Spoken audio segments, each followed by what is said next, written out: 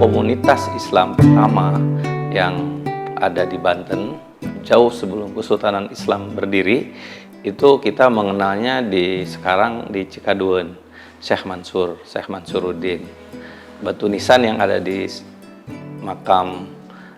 komplek makam Cikaduun ini dianggap lebih tua menurut arkeolog dari batu nisan yang ada di ibu kota Kesultanan Banten, di Banten Lama. Ini menunjukkan bahwa telah ada komunitas muslim yang secara sistematis melakukan pengajaran Islam, pendidikan moral kepada komunitas, tentu saja secara pendekatan sufistik, pendekatan kearifan lokal, sehingga diterima keberadaannya dan tidak diganggu oleh penguasa pra-Islam.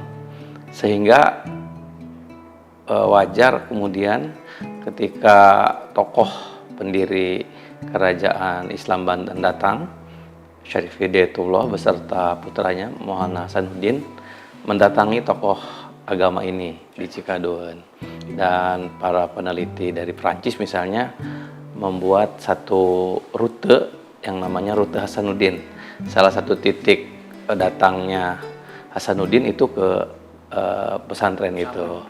Rute Hasanuddin ini sangat terkenal karena dia kira-kira melalui rute yang sudah biasa dilalui oleh pedagang, oleh jalur-jalur migrasi manusia dari satu tempat ke tempat yang lain. Dari situ ke Mandalawangi, ke Caringin, kemudian juga ke Rangkas dan sampai ke Jasinga.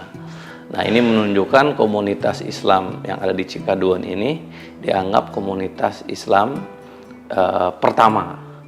Meskipun secara individual maupun person-person sudah ada, tetapi secara komunal itu dikenal pertama kali ini.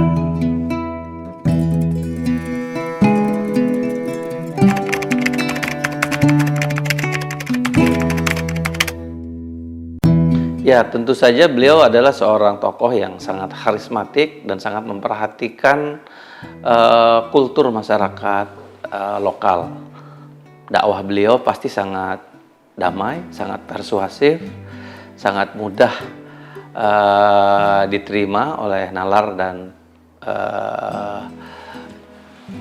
passion masyarakat sekitar, sehingga beliau mendapatkan tempat.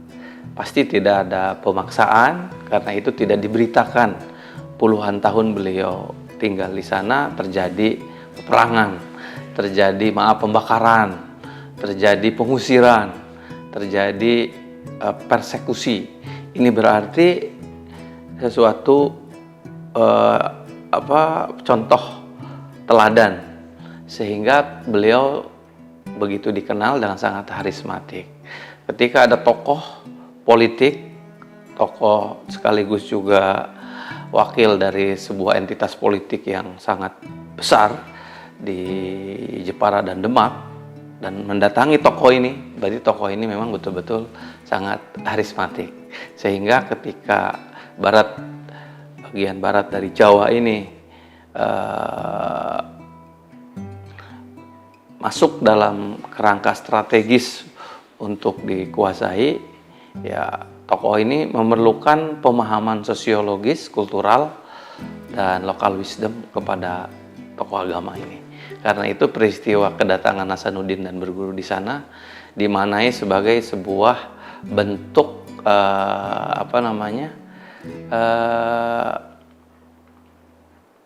pemahaman seorang yang sedang ingin mencoba menaklukkan hati masyarakat kepada tokoh agama yang dianggap sukses ini.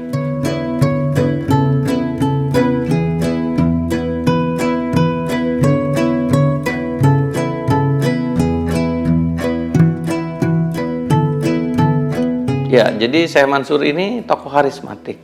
Artinya tidak perlu tahu dari hanya dari apa namanya,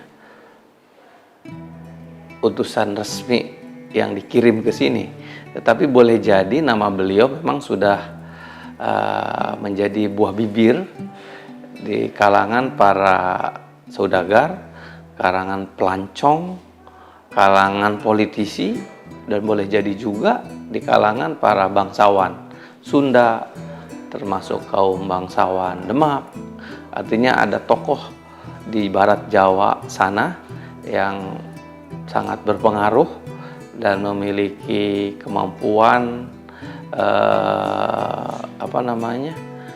membuat kehidupan sangat harmonis yang perlu didatangi. Dan inilah kemudian cerita tentang kenapa Hasanuddin mampu menaklukkan kaum Ajar dengan mudahnya, sebanyak 650 kaum Ajar atau kaum Resi. Itu boleh jadi ada kaitan dengan pengetahuan dengan kearifan-kearifan lokal yang berhasil Hasanuddin kuasai dari sang guru ini.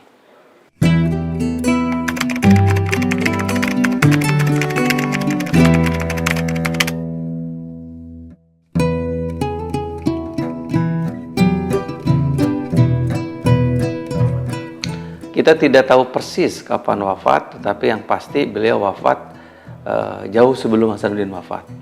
Itu awal abad ke-16.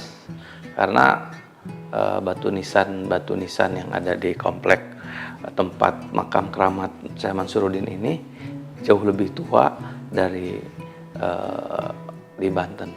Dan tradisi ziarah ke makam Syekh Mansuruddin ini itu begitu kuat di Pulau Jawa.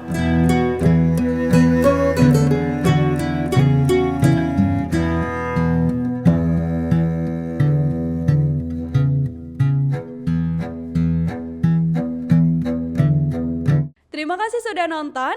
Jangan lupa like, subscribe, dan share ya.